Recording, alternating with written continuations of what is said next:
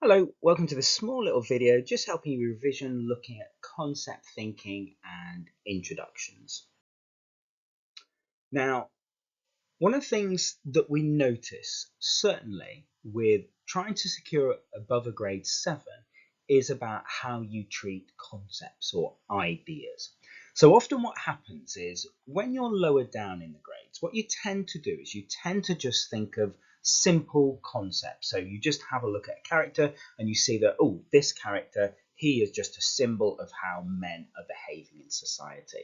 And so what we tend to see is certainly with lots of grade 4s, 5s, and sometimes 6s, is they tend to just focus on one aspect. So for example, if you're looking at Inspector Calls, you tend to just look at how Mr. Burling is an example of capitalism. Okay, you don't tend to look at anything else. And so as you go further up, what you notice with students is actually you look at the more complexity and you see that actually characters aren't just about exploring one concept, they're exploring more than one. So they might be showing one idea, but they also show something else at the same time. And the further you get up, you tend to see lots of different ideas. So you tend to see students linking two ideas and showing it that it's a relationship and a result of another concept. Now, to make that a little bit more explicit to you, okay, just going to use this idea of yin and yang and obviously this contrast symbol. So what we notice when we look at the grade 4 and grade 5 is they tend to see things in black and white, in a binary opposite. So it's you're either masculine or feminine, or you're either aggressive or you're placid. Okay, so we tend to see those sort of things. And so when students talk about a play or when they talk about a novel, what they tend to do is they just see people as aggressive or not, and they see it in a really simplistic way. Okay, now they may say some clever stuff, but they tend to see it in a very simple way. Now, as we go further up in terms of the grades, students tend to see things in more of a complex way. So a bit like yin and yang, this idea that sometimes you could have good people, but they do bad things. Or you can have bad people that can do good things. And this idea that it's a lot more complex. And as you know yourself, that life is often more complex. And actually, it's a bit of this or it's a bit of that. It's not all one thing. And really what we notice with students when they're explaining things is they tend to show that complexity and they understand. They go, oh yeah, it's this, but it's also a bit of this. And so, they, as I've given some phrases under there, it's mostly this, but sometimes it's this, or occasionally it's this, but usually it's this, but the majority of the time it's this, or it's something else to that. And that's just to give you kind of the idea of what we're talking about when talking about concept thinking. Now, to give that a little bit more specific, let's have a look at it in terms of concepts themselves. So, for example, if we were looking at Romeo, so we might look at how actually Romeo, he has got some masculine characteristics, but also he's got some feminine characteristics. And so what we could do is we could explore those and expand on those in a little bit more detail. Or we could see how Romeo is a product of his society, but how he, as an individual, he fights against that. And so you can see that actually there are two usually different ideas within one concept. So, for example, we could look at how Romeo, on some level, rebels. He rebels against his parents, but actually he conforms to what his friends expect him to do. Okay, in terms of his behaviour, hence why the fighting with Tybalt is that's a level of masculine conformity.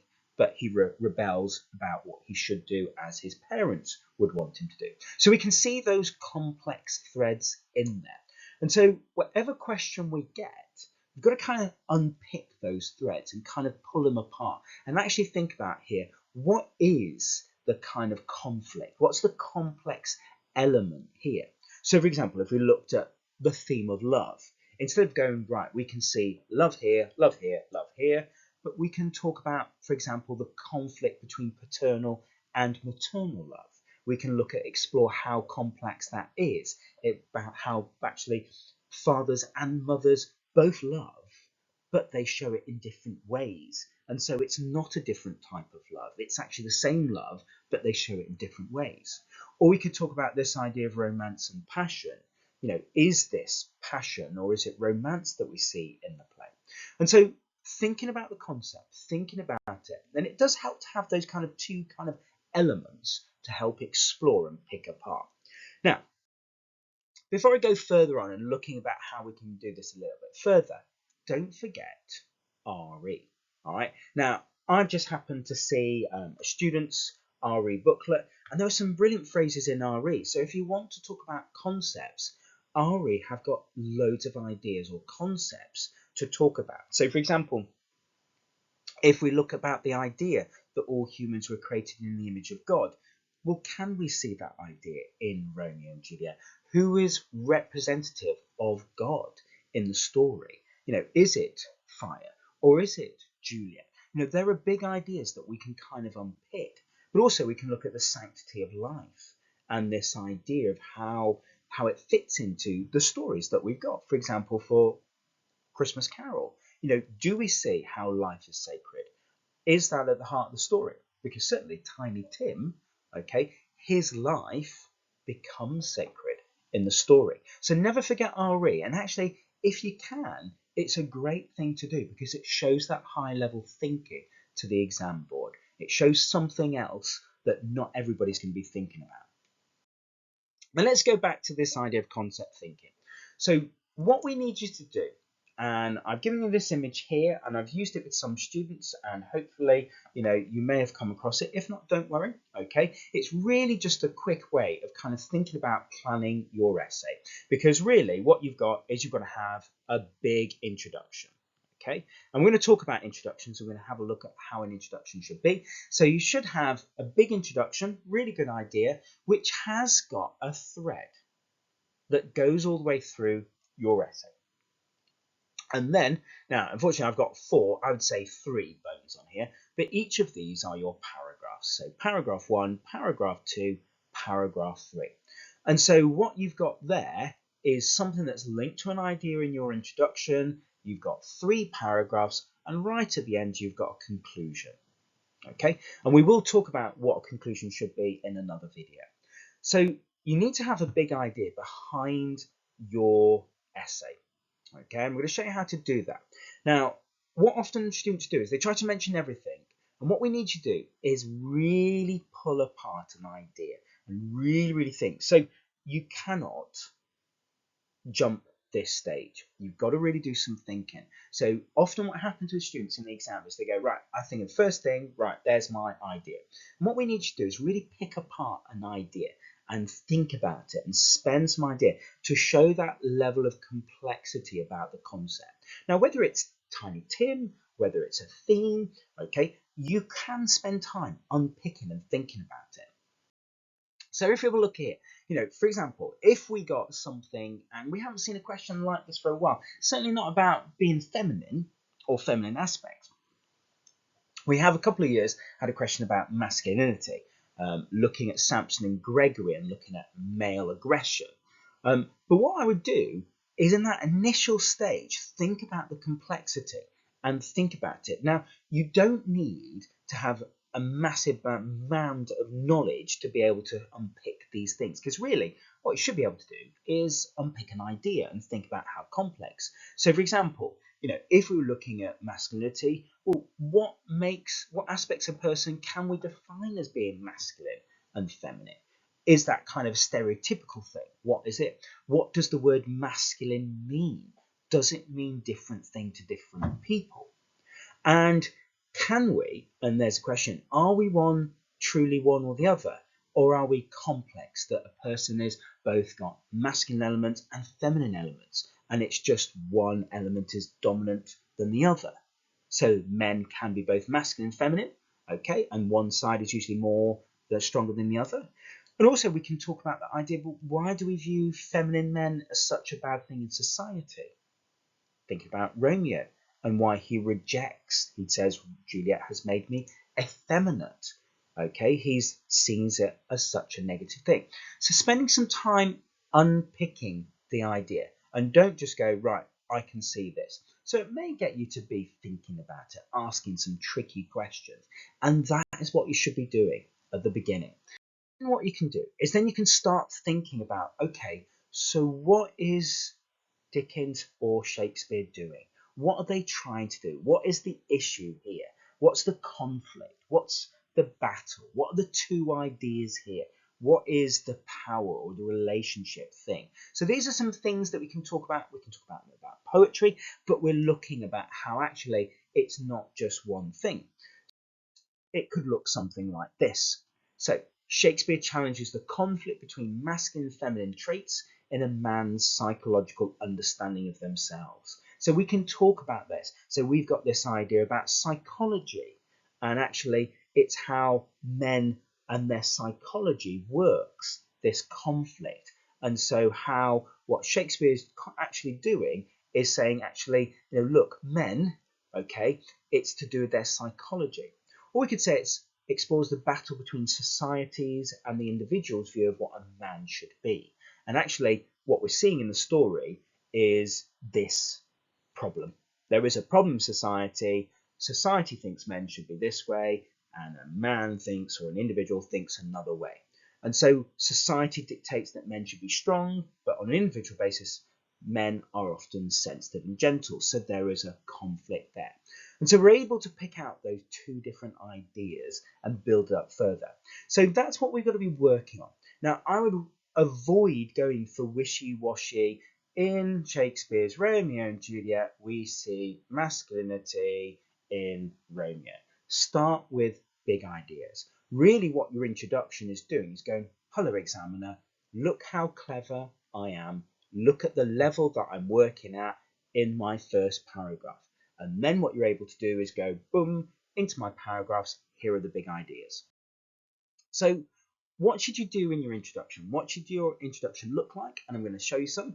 So you should present an overarching idea. And let's call that a thesis. What is your big idea?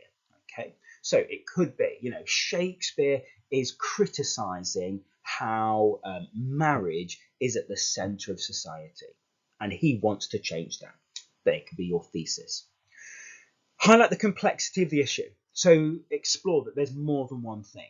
It's not just one thing. It's not just violence. There's more to it than just violence. Sometimes you need to define it, and that really helps you to explain, because it means that you're showing the examiner, you know what you mean, you're talking, you're thinking about it. And think about the writer. We want to know what the writer is doing. What's the writer's perspective? What is the writer's intent? And I think going from the beginning, talking about those things helps to develop your argument. And it helps to use some noun phrases. So build up some adjectives around your noun just to kind of explain it and be a bit more precise. Now, I'll explain what I mean with some of those in a bit, but I would say impress the examiner from the beginning. Your introduction should be something that is interesting, that shows that you're thinking and not just repeating.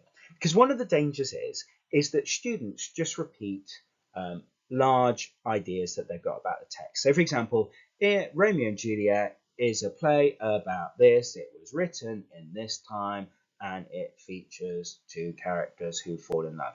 That's just repetition. The examiner doesn't want that. The examiner wants to see, are you thinking? Are you engaging? Are you really, really questioning this and exploring it? They don't want just quickly waffled ideas. They want to show that you're thinking. And that's really important that you start with that thinking first.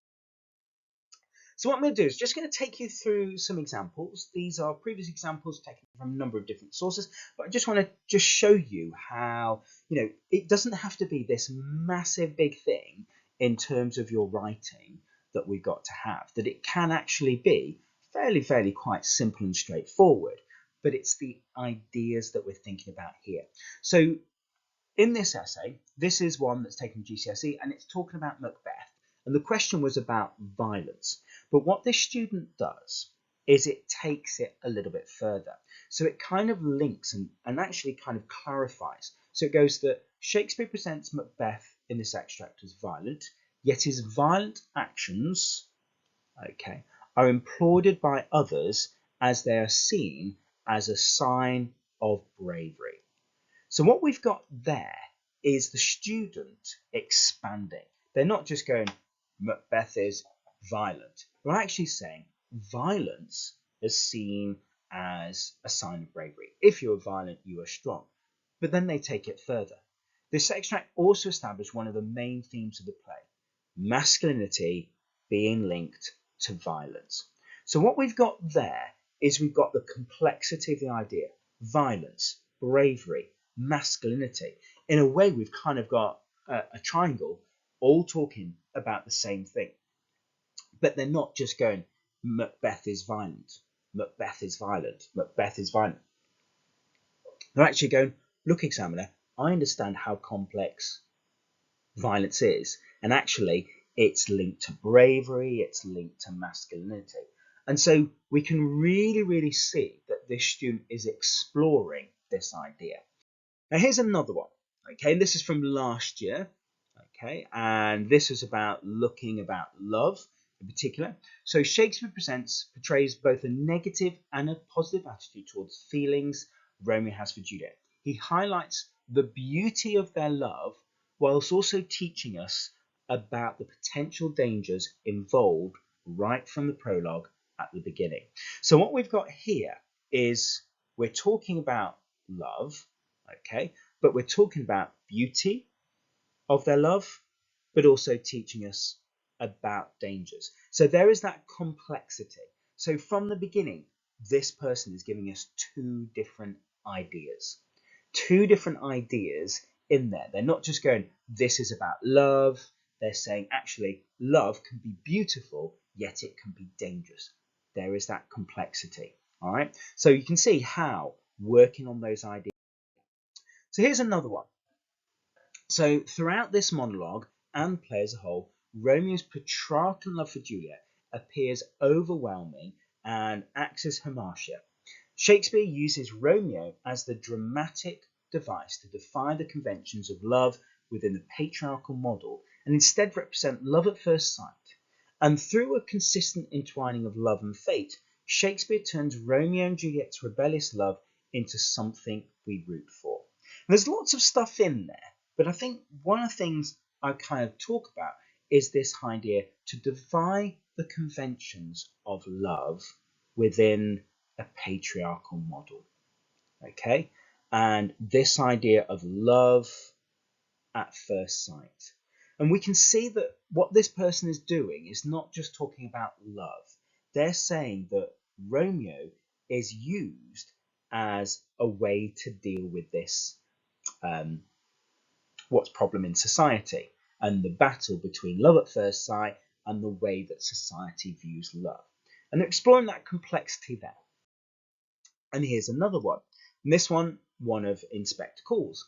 So Priestley utilizes the character of Sheila and her personal development through the play as an allegory for hope, to highlight to the post-war audience his hope for development of society and a movement away from the massive unequal class divide through growth-minded younger generation who have a greater socialist outlook on society rather than every man living for himself. Through using Sheila, he proves that even stubborn and oblivious people can change for the betterment of society.